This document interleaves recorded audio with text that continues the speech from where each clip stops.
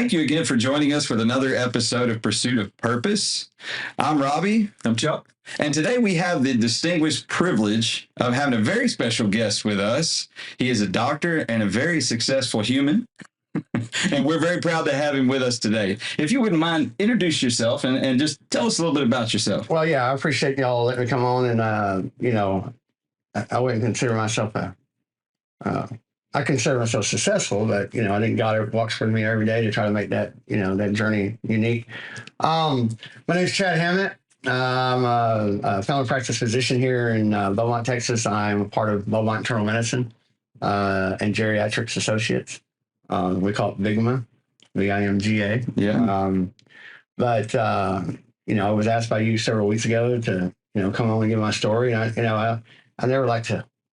I hate talking about myself ever, but I think if my story will help others and my story will help encourage other people to kind of, look past their past and press forward and realize there's people in our lives that are stepping stones to where we're at. Absolutely. Yeah. Absolutely. Mm-hmm. So you've accomplished a lot, and you're not that old of a guy. You're a doctor. You've been, from what I understand, you've been involved in several practices over the years. Yes. If you wouldn't mind, let's go back to your early life. Yeah. Your childhood. Where'd you grow up? I grew up in White Oak, Texas, which is a little small community of about 3,500, maybe a little bigger now, next to Longview, Texas. Okay. About 6 miles, west of Longview on Highway 80. Okay. And about 10 miles from Kilgore, if that kind of puts perspective on how East Texas I am. Yeah. So. Nothing wrong with that at all. No, we were called the White Oak Roughnecks. White Oak Roughnecks. Yeah. So did you have a big family growing up in your household? Well, I did. I mean, I grew up, was from a split family. My mom and dad were married for at least 14 years. They got divorced when I was 3 years old. Okay. And that's kind of where my journey began. Again, the day my mom conceived me. And God had a plan for that every day from there on. But I think my journey started when I was about 3. Okay. I don't know if you want to go. Yeah, please, by all means. 3 years old is kind of where I say that, my journey began as far as what God's intention and what his plan was for me. You don't realize what that is until later on in life. Mother's Day, my mom's birthday, 1978. Correct me if I'm wrong, Mother, when you listen to this. Maybe 77. It was 77. It was Mother's Day and Mom's birthday, and I was involved in an accidental shooting. My brother was 10 years old at the time, and my mom, and I was 3. And so I can go into further detail on that, but it was just an accidental shooting by my brother. And a lot of people say, "Oh, your brother shot you. Did he do it on purpose?" No, I mean, there's a lot of times we like to kid with each other. Yeah. Listen to this, he knows what we're talking about. But it was just one of those freak accidents. We were trying to scare off we were getting ready. We were already ready for church. In other words, getting ready for church. And we lived in, far enough away from people, like you live in your neighborhood. Yeah. I've been there in where you live off of Keith Road. All the homes sometimes are spread apart. Yeah. At least an eighth of a mile or a quarter mile apart. And that's kind of like initially how our house was. And so we had these wild dogs that were messing with some of our own personal cats. One had, been killed the week before. And so we heard the dogs back in our garage that day and causing a commotion. So my brother knew where the 410 shotgun was because my dad had been teaching him how to hunt. Right. And my dad had left it there. But so my brother took it, went outside, shot a round out in the air, and then he comes back in and loads another shotgun shell, buckshot. And when he closed, I go back and I did some research back on those 410s.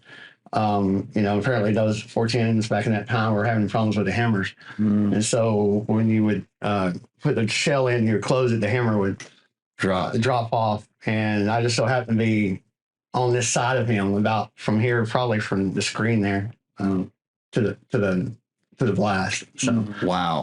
So I think when it comes to that point, I think there's a distance issue that determines what your mortality rate is, and as far as your outcome. And the doctor said, luckily I was closer the actual barrel than being farther apart because it concentrated on the left side of my face. And so if you were to kind of put everything in perspective, then everything from here over was kind of completely blown away. And that kind of leads on to where my journey began. Through my life, I went through 32 surgeries. Kind of was in and out of the hospital from the time I was 3 until the time I was 10 or 11, as far as having surgeries every 6 months, every 3 months, times having surgeries every week. But that's kind of how my childhood was and how it began. And it's kind of was what, kind of my blessing at that time, because of people in my life at that time. It's also a testimony to, I'm sure, the development of your relationship with your mom. Yes. And to your brother. I'm sure that y'all's relationships got really close. Yeah. Yeah. My mom, going through, she was in the process of going through divorce. Her and my dad were separated. So you can imagine being in the middle of going through a divorce and, trying to be a single mom at the same time. And then this happens. They initially tried to separate my brother from me because they didn't know what his intention was at the time. And so that eventually had a challenge on him where we know it was an accident, but the authorities at that time thought it was kind of a him resenting the fact that mom and dad were going through a divorce. Yeah. But, so I know he dealt with a lot mentally at that time. But yeah, we're very close. I'm very close to my mother. I'm a mama's boy. If I didn't hear from her daily, there was something wrong. And now that I've gotten a little older, I'm starting to be a bad son. I need to start calling her more daily. But yes, I'm definitely mama's boy. And, I realized what my mom had to go through at that time in life. Every day through those 30, I went through 33 surgeries. So she was at my bedside every single surgery. Wow. Other than my last one and my wife, truest. So yeah. How long ago was the most recent? The most recent was actually 17 years ago.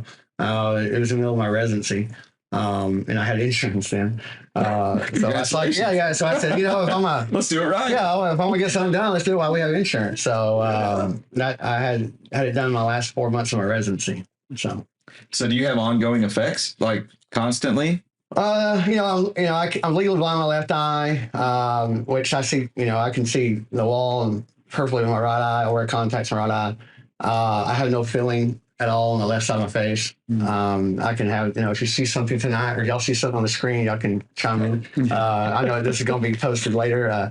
But, if I have stuff in my face, a lot of times my wife has to give me a code name and say, hey, you got drainage coming off your nose. And so y'all have we have code signals. That's good stuff. Yeah. What a good friend. And now we got points, 22 years of marriage. She just says, will you please wipe your mouth? That's awesome. You're at a party and you got a little whipped cream, and she's like, can you just handle your business? You handle your business. Yeah. Handle your business. There's no sympathy anymore. So, having gone through all those surgeries, and of course that's spread out over years. Yeah. You just said 17 years ago, we're not young men. Yeah. So speak for yourself. Speak for yourself. So I'm just curious because I'm getting to know you. I know you guys are friends, but did that have some influence on your attraction to medicine?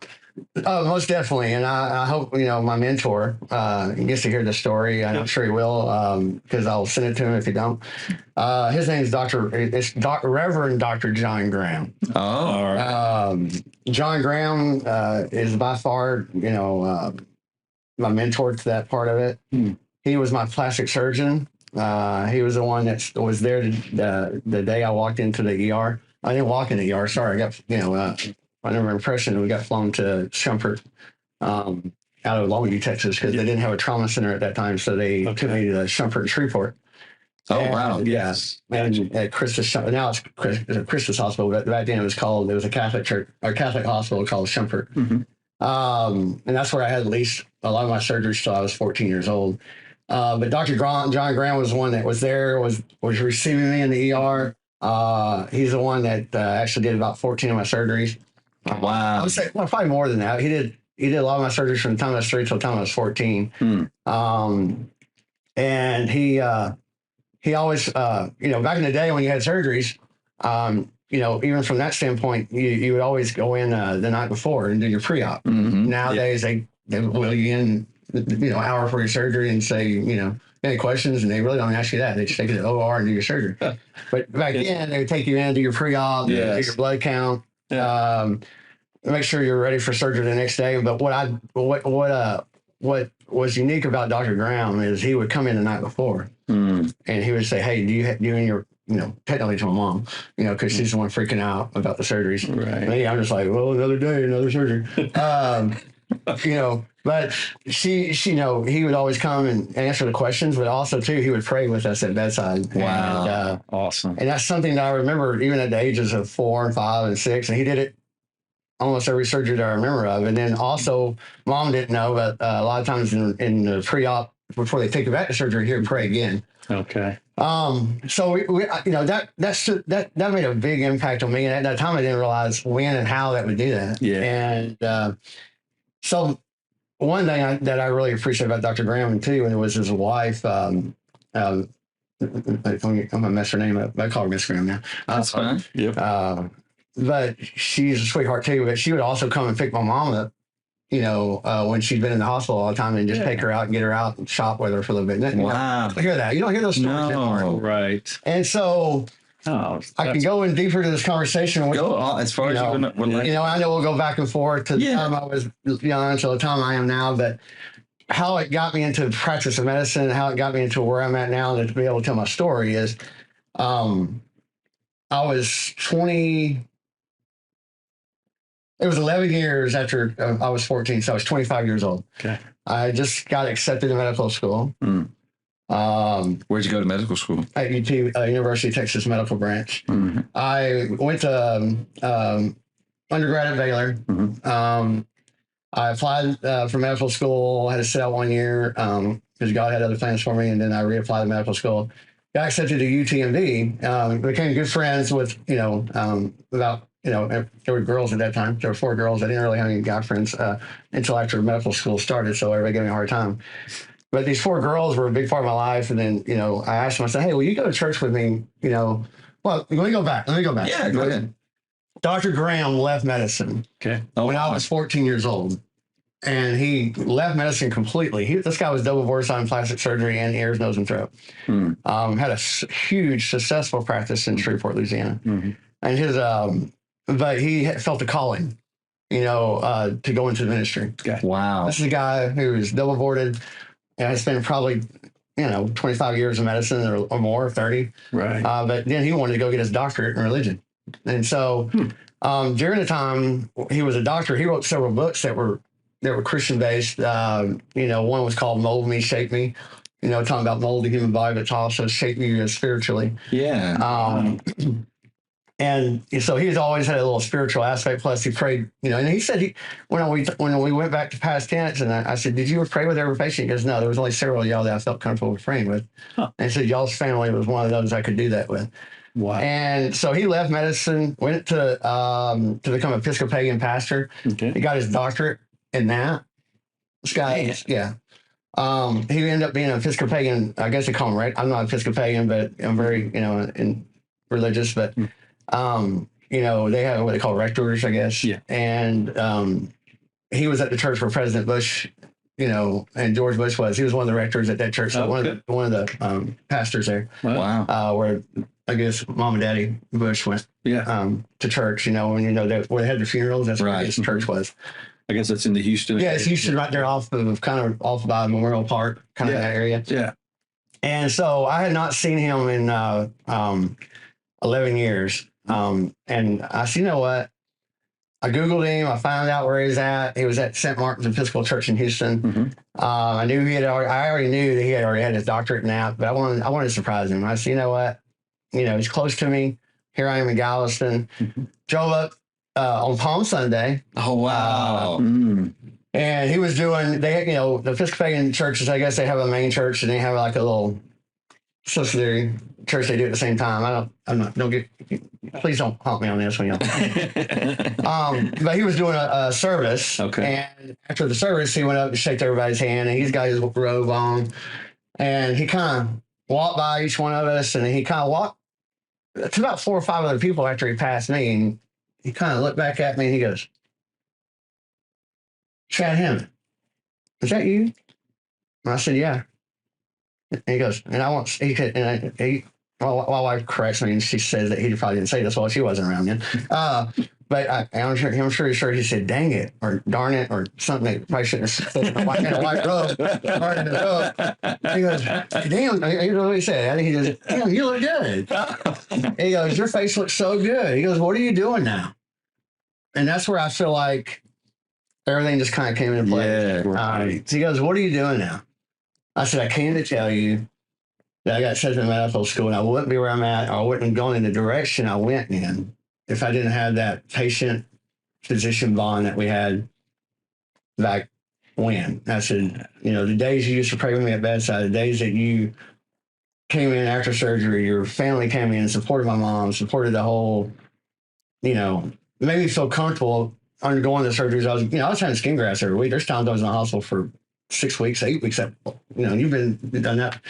But being there and just pretty much living in the hospital, not knowing when you're going to go home and having skin grafts every week, he was there every day, every month.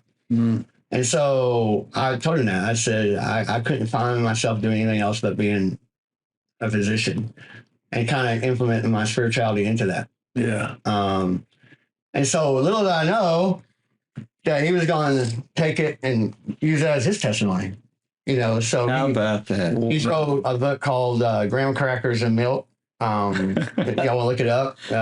It's written by Reverend Dr. John Graham. And I'm chapter 11 in that book, and he calls it In Between Times.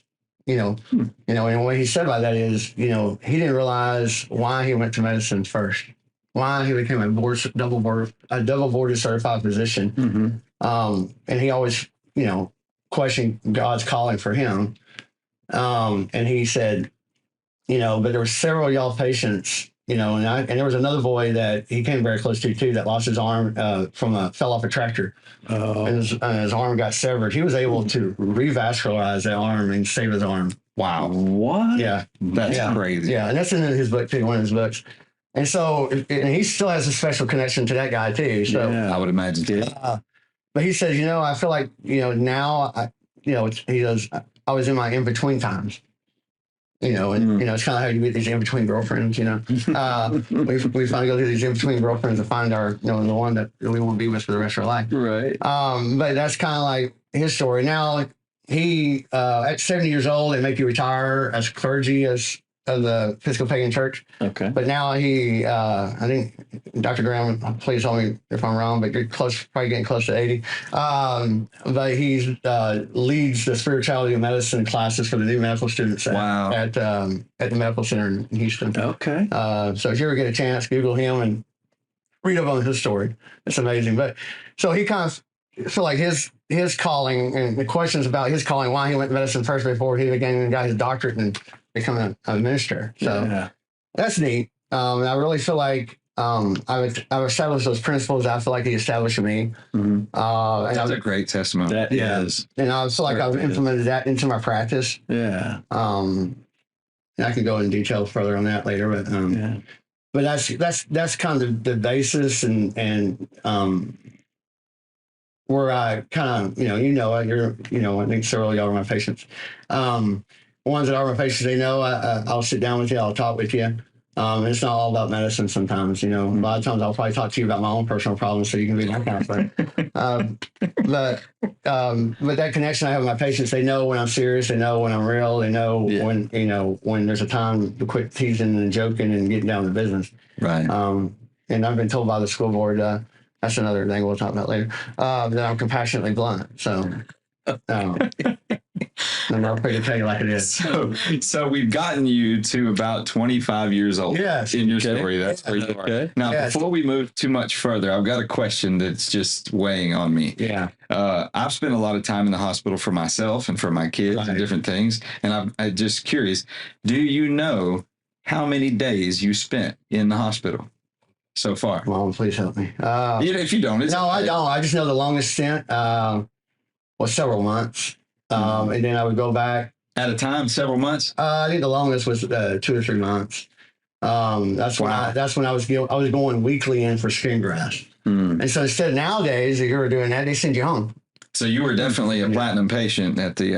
Oh yeah, I had crushes on the nurses, and they were nuns. But I had crushes on the nuns at the Shumpert Hospital. That's great. And I had a connection with their family. The whole Scunthorpe Hospital was family. Not only Dr. Graham, but if I had a negative experience at the hospital and it was horrible and I had nightmares in the hospital, I wouldn't be doing medicine. Yeah. I would. And I think mom seeing me going to medicine made her heart full. I bet. I just think I couldn't do, I don't know if I could go and done anything else that I feel like I could do what I wanted to do, which was take care of people at the same time and be able to, spiritually and physically challenge me. I didn't, I had my best friend that, used to get me in trouble in high school. Ben Carr, if you ever listen to this. He's now a pastor up in Virginia. He was a lot of my best friend and helped me through all that too. But he asked me, he goes, hey, why don't you go to seminary with me one year? I'm like, no, I'm good. I don't want to go to seminary. And I couldn't really play sports. That's where we're going to another topic.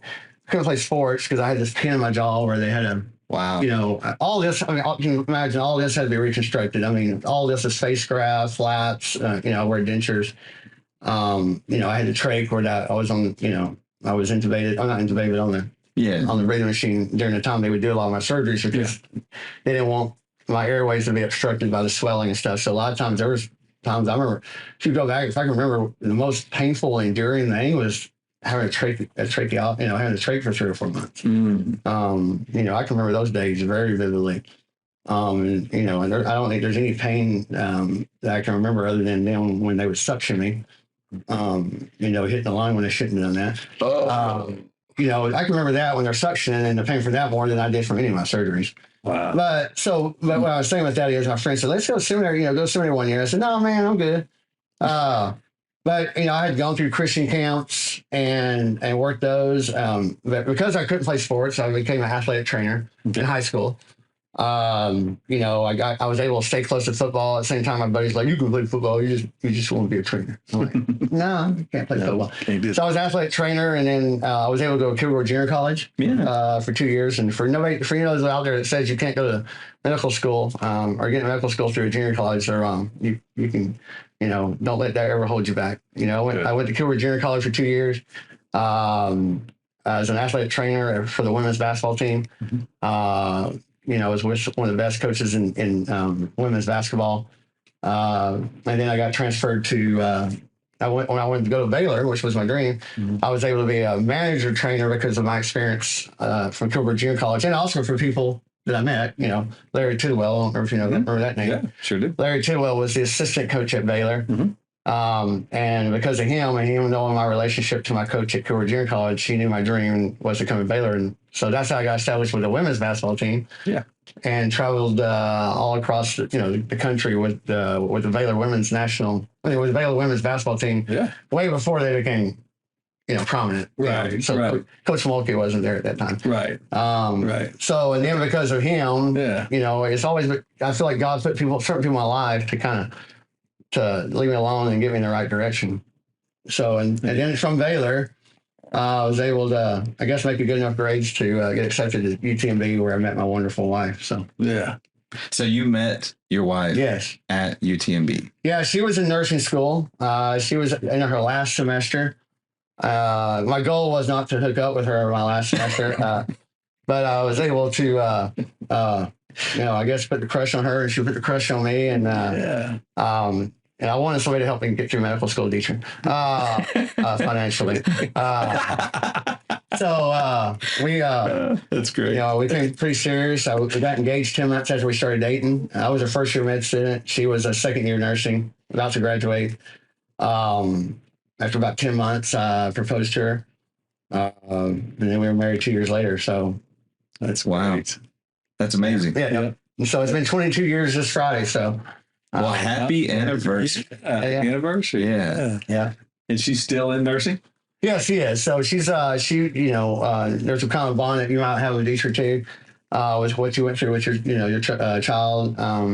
She was a hemont nurse at MD Anderson. Okay. Did pediatric oncology and hematology with MD Anderson for the first 5 years we were married, going back and forth from, at that time we lived in Clear Lake, You know, and she would go. I would go to Galveston. She would go to MD Anderson, and she became very close to her patients there. You know, there's times where, like you said, you'd be in those hospitals for months going for treatment. Yeah. Not knowing, you know, where you're going to end up 10 years later. But she got very close to people who, had their kids through there. Actually, people who lived in our city, Hershey, or Herschel Manley, maybe mention his name with his daughter. And we didn't know at that time that we were coming to Lumberton, Texas. I didn't know I was going to Little Bitty Lumberton, Texas. At that time, I was UTMB in Galveston, did my medical school, did my residency in Fort Worth. John Peter Smith, Fort Worth, and was there for 3 years. And she transferred from MD Anderson and went to Cook's Children's, which is up in Fort Worth, and worked another 3 years there. And did bone marrow transplants and was a bone marrow nurse. And then at that time, it got a little hard for her because we had 2 young children at that time, and so she decided to get away from pediatric oncologists. It was getting a little tougher for her, having kids and having to get so close to the parents and the children at that time. And so then she went into, just doing infusion therapy. Then we got here to Lumberton, Texas, and she says, I'm going to take a little break for a while. I put you through medical school. I paid for all your, a lot of your expenses. Yeah. I still had a lot of loans. And so now she's a school nurse at Lumberton Intermediate. Has been doing that now at least maybe 5 years. So I got her working out so she can pay for my health insurance. Yeah. My wife. PRS insurance is good. Yeah. It's expensive, but it's good. Yeah. Yes. Did y'all hear that out there? Right. So how many kids do y'all have? We have 2. We have Hannah, who's a sophomore at Baylor. She's followed in my footsteps. Which please don't brainwash your children to go to A&M, Baylor, Rice, TCU, unless you know what you're getting into financially. Right. But these schools are notorious for making you brainwash your children to go to those schools. Yes. It becomes religion. It does, and I'm sure some of these A&M fans will know exactly how that. I can't use the word cool. It's not cool. A&M definitely knows how to brainwash their generations upon generations to get them to come. And Baylor does that same way. We have a tradition there. And so she's at her sophomore year. She's pre-physical therapy. Okay. And Devin, my son, he's had his challenges in life, but he's a senior in high school. And he's going to probably stay close. And I think he just got accepted to SFA. Okay. So I don't know if Mom was ready for him to go to SFA. Oh, yeah. But, I think she wants to keep that baby close, like I was with my mom. But and then I did raise my nephew. I don't remember if you remember that. I do. His name was Clayton. He came in and lived with us when he was a freshman in high school, and he was going through some challenges there in his life. And he graduated from Lumberton. Now he's at 11th year in his Marines. Wow. All right. Appreciate Made a career of it. Yeah. So we technically, raised him from that 4-year period, and I call him my son. Yeah, That's good. Thank you for your service, Clayton. Appreciate that. So you touched on something real briefly, and you kind of skirted around. Yes. Went right past it. Probably. So this is not a deep topic. That's okay. my condition. I am diagnosed with that. How did you end up in Lumberton, Texas? Okay. My in-laws live in Houston. I gotta be careful how I describe that part of Houston. They live off Uvalde and Normandy and off Woodforest area, which was a prominent area of Houston at one time. Now it's very diverse. Yeah, it's very diverse. And so that's where she grew up. And Deetra wanted to be close to her parents, and I said, I am not going to practice in Houston, Texas. And I really did like North Fort Worth. I told her, I said, I'll get you close enough. Well, I didn't. Growing up in East Texas, growing up in Longview and Tyler and White Oak area, we had other words for Southeast Texas. But, God had other plans for me and put me here in Southeast Texas. We've been here 17 years. And my kids started kindergarten and graduated from Lumberton. But it's been a blessing on that. What were you asking? I asked how you got there. I got there. So when I started looking for jobs, I could do better financially if I came to Beaumont, Texas, than I would if I stayed in Dallas or if I stayed in Houston. People don't realize that, The cost of living is cost of living is down.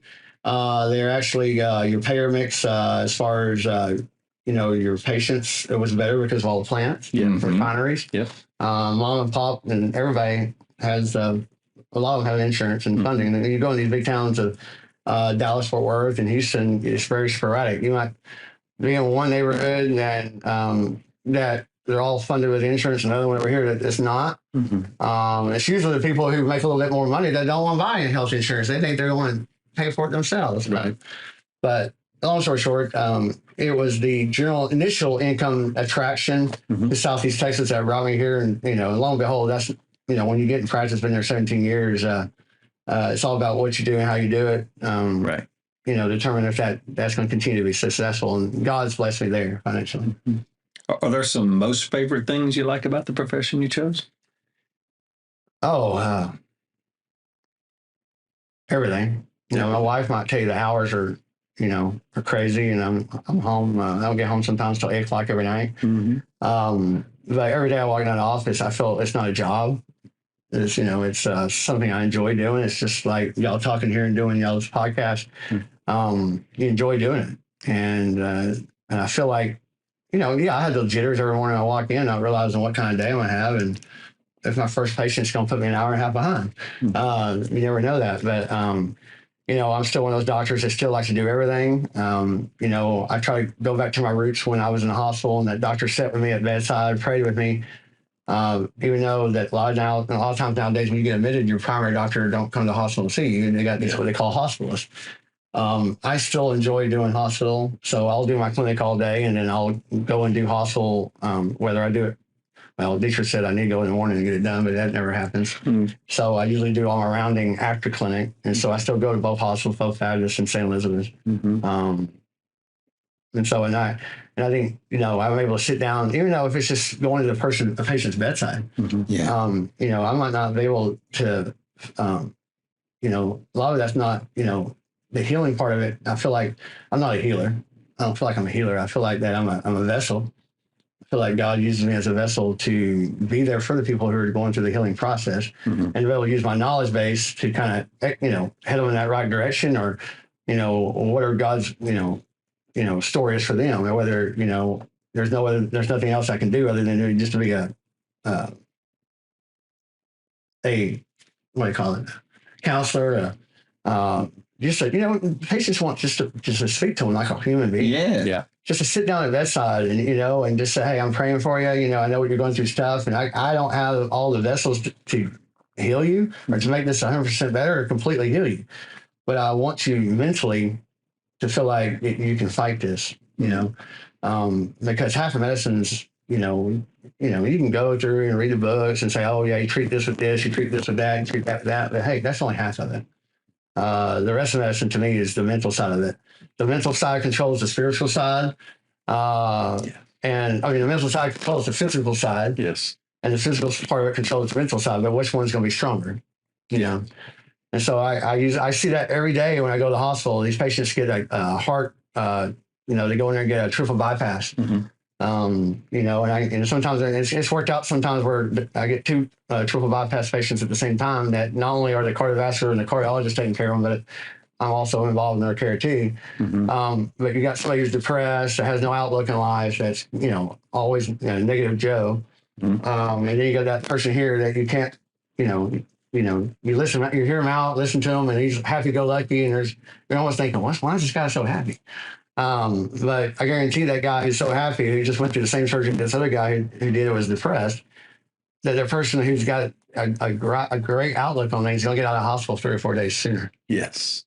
It's a lot of the books that Rob and I collectively read talk about this whole master-servant struggle. Yeah. And if the body is telling the brain what's going to happen, well, which one do you want to be in charge? And as you're so rightfully saying, I want my mind to be in charge. Right. I want. And if you come in with optimism, first realism and then optimism. Yeah. I mean, it's almost like you can't fail, even if the body fails, and it happens. I do a lot of grief work. Sometimes it happens, but that still can be much more easily acceptable because it's just these are facts. And you go to that grief work, and that's where I feel like, that's still the toughest day. That toughest part of my job is to walk into a patient's room and say, you got cancer, because a lot of times you're thinking that the specialist told them stuff.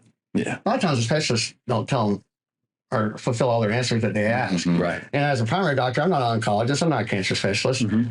But a lot of times I'm walking into a room at the hospital and I'm about to be the bearer of bad news. And every single time I walk in that room, I'm just like, I feel like I'm a rookie.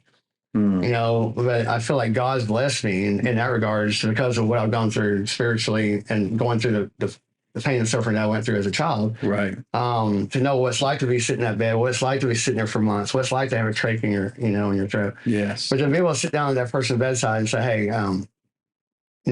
what I'm about to tell you is something that you might not want to hear. Right. But at the same time, we're going to fight this together.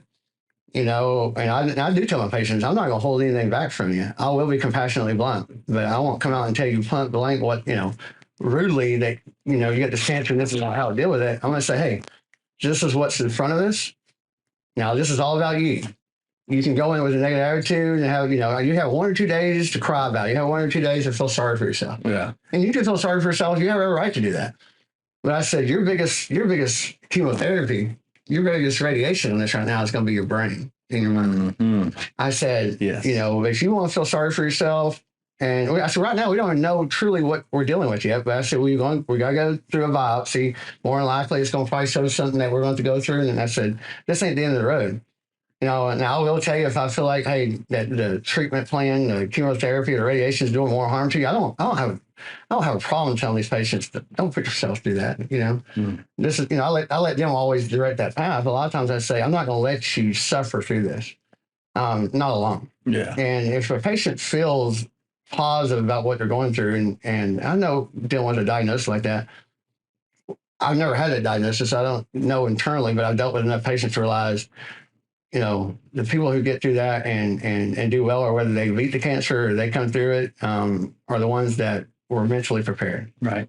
And that could, like you said, they accept it, they endure it, and then they, those are the ones I feel like that's their best chemotherapy is their brain. Yeah. Because once they get down, they feel sorry for yourself. I tell them, I say, you just might as well just let it take you over. Right. Right. So something I've noticed, an overarching theme in everything you say, you operate with a very real humility about you. And that, to me, I'm not in your circles of doctors, but from the outside in the civilian world, as it were, looking at you guys, it seems like a lot of people in your profession have what they call a God complex, like they're above other people. They do. And we do. don't lump yourself in with them. We do. But I noticed this about you, and I've experienced a few doctors in my life that didn't have it. Right. Yeah. But that makes you a diamond. You, sir, are a jewel in your industry. Are there any things from personal experience? That's the only thing that separates me from those other God complex people. Narcissistic is the key word for that. Yeah. I think a lot of doctors are narcissistic. I'm sorry, guys out there. Mm-hmm. That's just I think a lot of them have to be to go into the profession that they're in. But I feel like I had a pastor tell me once before, and I know we're getting a lot of religious into this, and not meaning to, but no, that's your story. Anytime I can't quote this because I think there's a lot of doctors, a lot of pastors that probably use the same quote, but keep God first, family second, church third. And there's a reason why I say church third, because church people get you in trouble. That's right. Yes, that's right. Work fourth, and recreation fifth. Okay. I've been guilty in a lot of my life to let work get number one. Yeah, I would let recreation get and higher up in that standard. Mm-hmm. And even my marriage, I feel like sometimes where we've had our biggest problems is when I put, everything else, work first. You get the system out of order. Yeah, recreation second, family third, God fourth. And that messes everything else up. And everybody else has their own story, and all of us have our own faith in whatever we want to have faith in. Mm-hmm. But I feel like when you put, your faith in a higher entity, it directs your other paths in your life. Indeed. So. Well, I am thoroughly impressed. I'm curious, though, Now, you look at yourself through a lot of reflection. I've noticed that you study yourself as you talk. Yeah. Do you view yourself as a success? Oh man, that's a tough question. I'm happy where I'm at. I feel like every day, I have my bad days like everybody else does. Of course.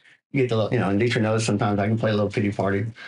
Don't we all? But yes, I mean, I don't know the words. I don't consider myself. I say I'm successful. Yes. Okay, that's the answer. Yeah. So I think, but I'm successful for my family. I'm successful for my kids. I'm successful, hopefully for my patients. Where one day they can ask me, they can look up to me and say, "Hey, doc, can I just take 10 minutes of your time and talk to you about that?" What better form of success is there? Right. Yeah. Right. Well, here's the beauty of that word. You're defining it.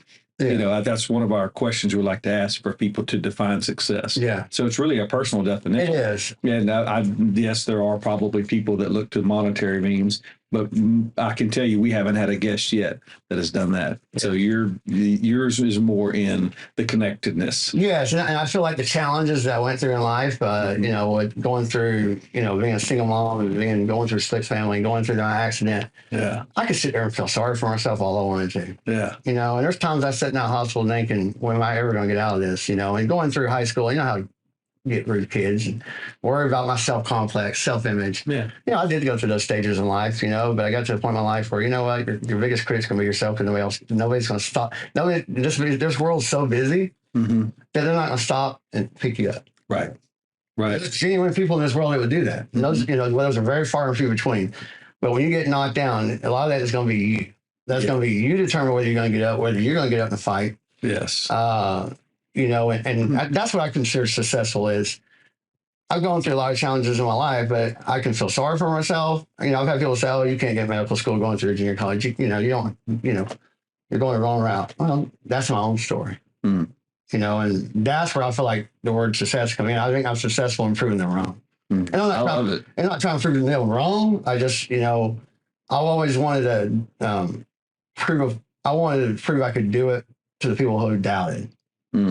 It also sounds to me like you wanted to prove to yourself that you can do it. Yeah. And that is that, as you said, your biggest critic.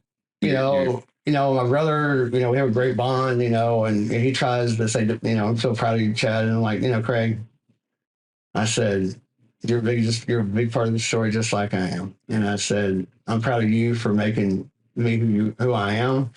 There's times in my surgeries, I came out of a 14-hour surgery and I looked up one time after having when you come out of a 14-hour surgery and you're recovering, you can't remember much of anything other than give me my dilaudid, give me my medicine. But I remember looking up and seeing my brother cry. Yeah. And he was 16, 17 years old at that time. And I asked my mom later on when we had our time together, I said, "Why did Craig cry? Why was he crying?" She goes, "He feels like he should have won in that bed." Wow. He feels like he's the one that's put you in that situation where you've had to undergo all these surgeries, and he takes full responsibility for that. That's Mom. I said, it's part of the story. Yeah. It's part of the story. The amazing thing is that you don't see that as a tragedy. No, I don't. You see it. It sounds to me like you see it as a blessing. It formed you into the success that you became. Yeah. I don't remember the pain. I don't remember the pain getting shot. That's amazing. That I don't remember, and I'm just going based on what my brother's telling me, what my mom was telling me on how it happened. I don't remember getting shot. I don't remember going to the ER. But you were only 3. I was only 30. Yeah. And we have I think we have a way of blocking all that out. Absolutely. So but I do remember going through my surgeries and asking Mom, why am I going through all these surgeries? Then I found out what happened. But yeah, we could write chapter 2, chapter 3, chapter 4, right? All my hospital days, but those days are gone. Well, so you brought up Craig. Yes. Where is Craig now? Craig lives in Carrollton, Texas. He always likes to say he's part of the medical profession. He's a chemical engineer. No, he's an electronic engineer. So he needs a big blood, like if you go get your blood work done, or if you're in the hospital and you're getting blood work done, they have to run it on a machine. The machine's probably, 4 times the size of this table. They can run, I don't know, Craig, help me, around 200 samples an hour. I don't know. But if that thing electronically breaks down, he knows the circuit board left and right. And if the field engineers can't do it, then he has to fly and, to that hospital and get that machine up and running, within a certain deadline. Wow. So he can, he's technically in the medical profession working for medical equipment. Yeah. So That's amazing. yeah, It is. That really is. yeah. He's he's a big strong part of my life. I'm going to ask you a hard question to answer. Yeah. It's hard for everyone. What would you say would be your legacy? Compassion. There's nothing wrong with that at all. To sit with those patients and to know what they're going through mentally, physically, I feel like I can relate to them a lot better than a lot of like those narcissistic, egotistical physicians that are out there. A lot of those doctors haven't went through one day of pain in their lives. They've not gone through even on the patient bad side of it. Yeah. And those are the ones I feel like can't relate. But I feel like just the compassion part of medicine, and I feel like is my legacy. And somebody wrote an article one time when I first got here to Beaumont, Texas, and they said, and I really didn't think of it now, but now I look at it and it says the name that they were doing the same kind of story about my life that you are doing now. Mm-hmm. And the title of that article was "Compassion: The Hallmark of Hammett's Practice." Well, as a patient of yours, I can tell you that you do practice it. Yeah. Yeah, I say compassion. But my legacy, and hopefully, when I leave this earth, that my kids will say, Dad installed these values in us. But I want them to leave this earth, and I want them, if I could install anything into my kids, is to go out and care for others. Yeah. We're all human, and all we need is a hug, all of us, And so I think, to be able to implement to the practice of medicine, is where I feel like is my spiritual gift. Empathy. Yeah. That's right. Empathy and compassion. It's beautiful. I'm not the genius. I went through a lot of knowledge. I went through a lot of education. I feel like, my brother-in-law, Kyle, if he ever listens to this, he'll probably say he didn't say this, but, he goes, I don't know about y'all doctors. Oh, no. He goes, y'all just glorified guessers. Oh, okay. Oh, no. If you ever have a problem, I said, don't come to me. I said, but I tell you what, I can at least tell you what your top two problems are. I might be wrong in the first one, but second guess, I'll know it. Mm-hmm. I said, I can see that. Then, he went through something in his life where he had some health problems, and he called me one day, and I said, I think you got, diverticulitis. You got, stone blocked up or something like that. And sure enough, I was right, on the first try. And so his perception of doctors now have changed. Right. But I do remember that when I first married. I don't think I was even married to Dietrich then. He goes, I don't know if I believe. I don't know what I think about y'all doctors, but I will say y'all get paid to guess. Yeah. It honestly, I mean, to be a qualified guesser, most people in professions are actually guessers, but we have a system, and that's what makes us credible. Yeah. We get to the solution more often than not. Right. That's when I had to challenge these insurance companies. They said, well, why do you think you need this test for your patient? I love that. Yes. I love that. That's like when y'all lead me into these questions. Yes. I said, let me give you $150,000 reason why, because I have $150,000 in school loans, and I said, and I think I have a knowledge base because of the $150,000 in school loans to make that qualified and knowledge about what my patient needs. I don't need an insurance company telling me what my patient doesn't need. Right. There you go. Yeah. Right. I said, but if you want to go ahead and pay my $150,000 loans, go for it. Yes. I said, but that's only I can say that, I can say right now that I still have to on my debt. I mean, I've paid that off a lot more. I just say, at one time I had $150,000 in debt for medical school. Yeah. And I say, I guess that gives me a reason to know what's best for my patient. And 12 years on top of high school, So. There you go. Absolutely. So, yeah, I'm getting a little cocky there. You want to talk about doctors being... no, that is not... I get egotistical with you. But that's not even egotistical. That's confident. Yeah. That's different. One of our questions we like to ask is, who's the biggest competitor? I think we just found one. Yeah, these guys. Yeah, bring on insurance companies. I'll fight for my patients for sure. There you go. That is awesome. And they purposely want doctors not to pick up the phone and fight it. They want us to give in to them. So yes, that's my biggest competitor. Those are the ones I like getting on the phone with. And, right. And give them my little sarcasm and smart aleckness. But at the end of the day, you're fighting for those. That's fighting right. for those patients. That's right. Man. Yeah. I never tell my patient don't need a CT or neck or MRI or neck or MRI or spine. It's, oh, they got to do 6 weeks of therapy first. No. Let me order what I want to order from. What if you make the problem worse by doing this 6 weeks of therapy that, You could, or you miss something that it was more serious. Yeah. Yeah. So it's just best to know. Yeah. Yeah. So where do you see yourself 5 years from now?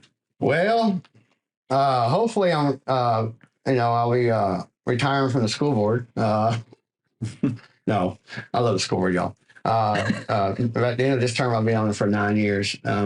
But 5 years from now, I'll still be working hard in practice. I don't ever see myself retiring. If you really want to ask me, I love that. do I feel like, no, because I don't feel that what I do is a job. I feel like it's just part of my daily routine and what I keep on saying. I think it's my spiritual gift to practice medicine. Retirement isn't even a thing in many other countries and languages. Yeah. We invented that. Yeah, right. And I think that I'll always will practice medicine. I'm like, when I get 65, 70, sure enough, when the kids are out and they're grown, they got the kids. I'm sure me and Deech will pack up. I wouldn't say we pack up, but I wouldn't mind going and practice travel medicine, go up to Colorado, go up to Wyoming and spend a month there and work in the ERs or something. Sure. And work 2 or 3 days a week and then, play off the rest. So there may be a reinvention in the industry, but you would love to stay in that. Yeah. 5 years from now, I'll still be here practicing hard medicine. I kind of quit taking a lot of new patients because my practice has gotten pretty full, and that's a blessing. Yes. But sometimes I'm always wanting to help other people. I'm like, oh, just take one more. My office like, Chad, we're full. So. And all these Lumberton people keep sending you text messages. So-and-so. Can you take it? Yeah, and that's kind of like what I do. I keep on taking on more and more. Like I said, so I kind of do a day what my day's like. Deetra would love for me to get up at 5 and go do rounds at 6. That don't happen. I'm real like it is. I don't get up till 6:30 and head to the office till 7:30. Where a lot of doctors will get to the office at 5 o'clock. But so I'll do a full day of clinic. Mondays are all days clinic. Tuesdays I do a half day clinic, and then I do nursing homes on Tuesday afternoons. I feel like those people need love too. And Wednesdays I do a full day of clinic. Thursdays I do a full day clinic and hospital. Every one of those days I do hospital too. And then Friday I'll do a half day clinic like dentists do. I don't think dentists work on Friday. Right? I'll call y'all by y'all names if you want. But I still haven't figured that out yet. But so half a day clinic on Fridays, and I do hospice on Friday afternoon. So which so it challenges me. And then I do the school board. Depends on what issues going on. Yeah. But usually I meet with them once a month, and if there's any hot issues, it can be a whole solid week of meetings. Or try and go through a superintendent search.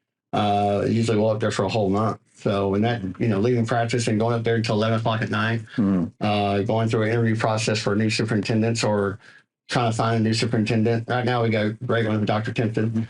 I know in the near future, in the year, he'll be retiring. And so when we do that superintendent search again, I'm like, oh no, another superintendent search. But those are trying times, and those are, where I know I'm going to be away from my family till 10, 11 o'clock at night, and that's free. I mean, working for the school board is free. Well, thank you for your service. It is. I really don't know why I got on the school board. I had several patients say, we like you because you're compassionately blunt. And I took that and I said, okay, I can apply that to the school. Found a place to deposit that. And also, too, is, medicine enough is a challenge, but it kind of gives me a chance to step back and put my and learn something else that's not medicine. Okay. And being on the school board now going on 7 years, oh man, there's so much more about the school districts that a lot of people don't know, and they'll criticize. But at the same time, I feel like, there has to be a voice for these kids, and I feel like Lumberton's headed in the right direction. Good. Is there something you do to regenerate you? That's a lot of energy you're putting. It is. Yes. To regenerate you. I'll work out in my spare time. I wish I worked out more, but at least get two or three runs in a week. Now it's been more like 1 or 2. But a perfect world is when I get home, and Detroit likes for me to wind down. A lot of times I'll go run and get those energy out, and then I get home. It's to focus on family. And I honestly wish I had more time to be at home, and but right now, if I get a good 2 hours just to sit down and just sit on the couch and looking at the TV, whether I'm comprehending it or not, and just being next to the family. Good. Well, one's in there playing the computer, Devin. The other one's at Baylor, so it's just me and Nutra now in the living room. So that's how I do to wind down, and I wish I had more time for that. I wish I had more quality time with my wife and my kids. But there's that, I think I'm doing better at putting God first, family second, and work's third. Further down the line. Yeah. It's probably, it should be fourth, but I think I'm doing a little bit better with that. A lot of times, there's months where work will creep up ahead of everything else. I got to work better on that. That's one of the biggest challenges. Yeah. Well, you mentioned that age thing. I think you just threw out 70 arbitrarily, but I mean, I know we're creeping up on that, but maybe you're just in that sweet spot right now. The kids are kind of moving in their direction. So this is a good time to put a little more. And he knows Deetra. Deetra reflects a lot of me, and I reflect a lot from her. Is if Deetra knows that know Deetra, she don't have an enemy in the world. And she'll talk as much as I'll talk. But it don't take her 2 seconds to stop what she's doing and helping somebody. That's right. So that's awesome. Well, I want to challenge you with something. Yeah. You give your list. Yeah. Okay. And it's a 1 through 5 list. Yeah. Uh-huh. And you have God first. Yeah. But what I want to challenge you with is to be a little softer on yourself, because what I hear as you talk is God's in all 5 of yours. While God may be number 1 on the list. Yeah. I see your practice as a ministry. You're right. It's my spiritual. So I want you to be a little softer on yourself and understand that you are practicing a ministry, a full-time ministry, even though you get paid and all that kind of fun stuff. You put more into it than what's necessary. You put the heart of a man who is a believer. You're right. I don't think of it that way, but like I said earlier, I see it as something that walking in their practice. I feel like it's like my spiritual gift. Like you said, if that's my spiritual gift, then I'm reflecting God. Yeah. So yeah, I agree with you. I think it's just the hours. Yeah. That I feel like I take away from being physically with my family. That I feel guilty a lot about sometimes. But that's just, 17 years of practice. It's just installed in me. I don't know, as much as I say I'm going to change that, I don't think I ever will. That's a tough one. And part of the system. I don't think I will. Right. So one of the things that I enjoy about our interviews is this little part right here. Yeah. And so everybody that has been invited on has been invited for a reason, because there's a story we already kind of knew. Yeah. And so now I would like for you can, if you will, like you're looking back maybe at you in your 20s, or maybe some young people in their late teens or 20s, and as if you're imparting a wisdom that probably you did receive, maybe you can just re-impart onto them, or maybe something fresh that you reformed to say, if I could give them some words of wisdom, what would some of those words be? And I do fall in that, predicament now where I see these kids growing up and they're trying to decide about college, trying to decide. I said, don't let nobody tell you can't do something. Yeah. And then as you go through these challenges in your life, don't let that define you. Don't let that challenge define you. You can either accept the challenge and let it drive you into the dirt, or you can say, you know what, this is a challenge that I'm going to have to endure, go over that bump, press forward.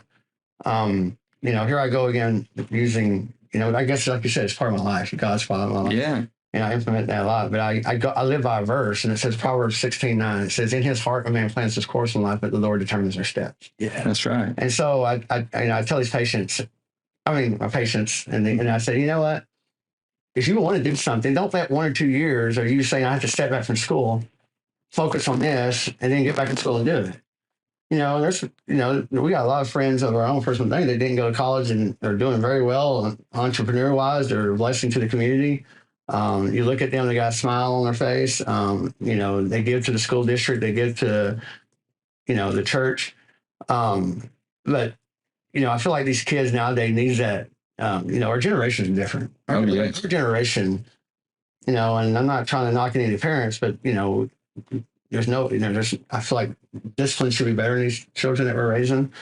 I feel like, that a lot of that will define how they are later in their life when they do endure challenges that, that the part of their rising up, the part of the discipline they went through pushed them through that obstacle. Right. Absolutely. Other than just, give up, and the parents let them just give up. I see that in my practice, and like they want to come in and they want to bring their child in with all these problems, Mm-hmm.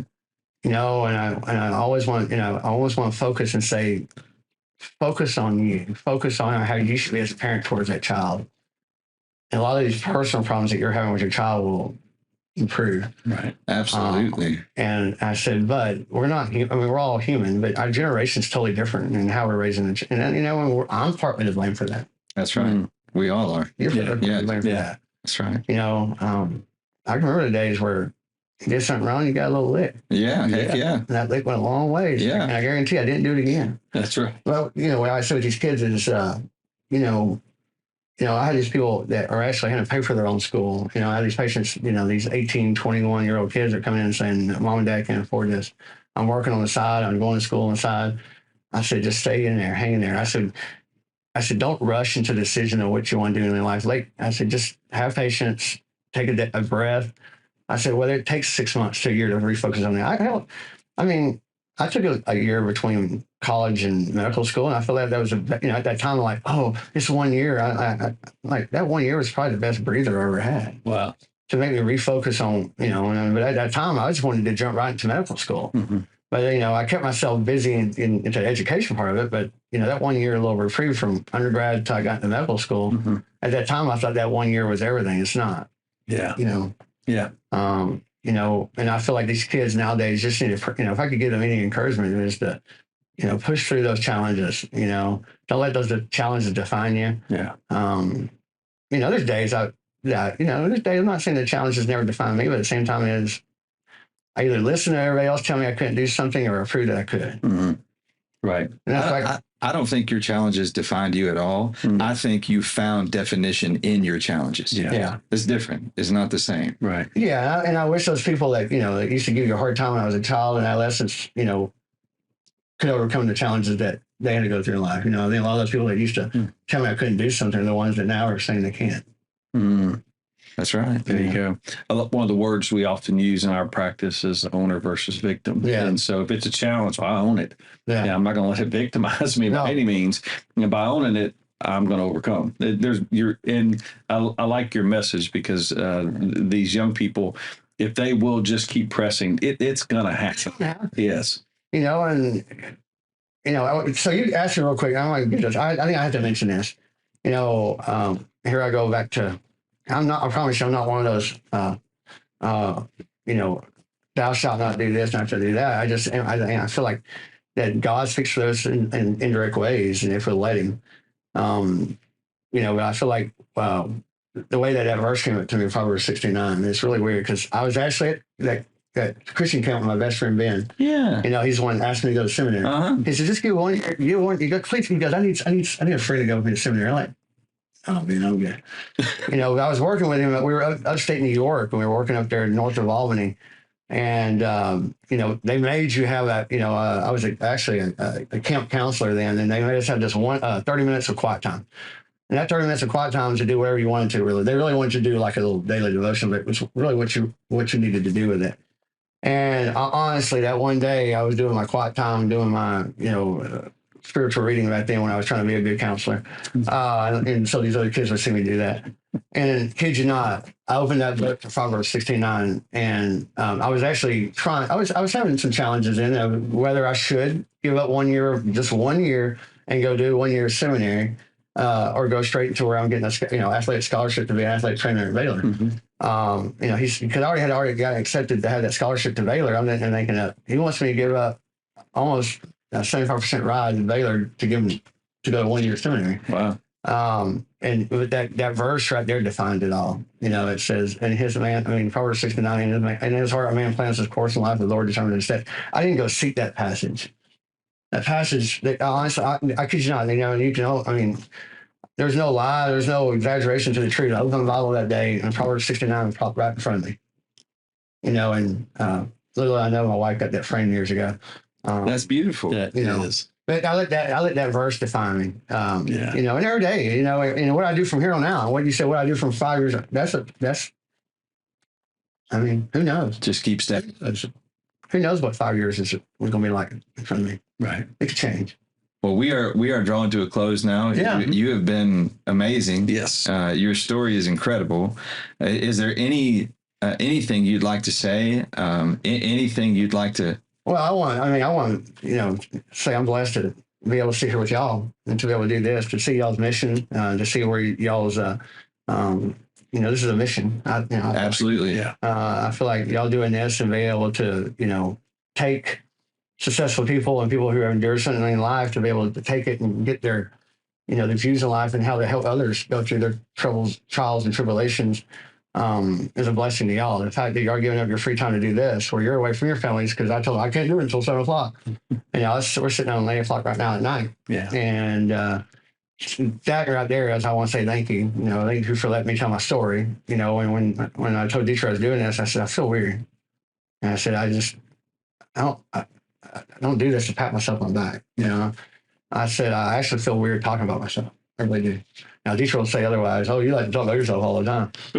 She's your wife. She's supposed to say that. I don't edit that. That's Thank you, Chad. Thank you. Well, I can tell you this, just listening to you, I've heard no self-aggrandizement. You operate with distinct humility, and I appreciate that. And it has been a total privilege to have you I here appreciate with y'all us. having me. Chuck, is there anything you'd like to add? It's just thank you for the blessing, man. Yeah. Appreciate it, man. Back at you. And I had a lot of patience. I didn't come and see you too. I mean, oh, yeah. But no, you blessed us by the compliment, man. Thank you. Yeah. We do see it as a ministry.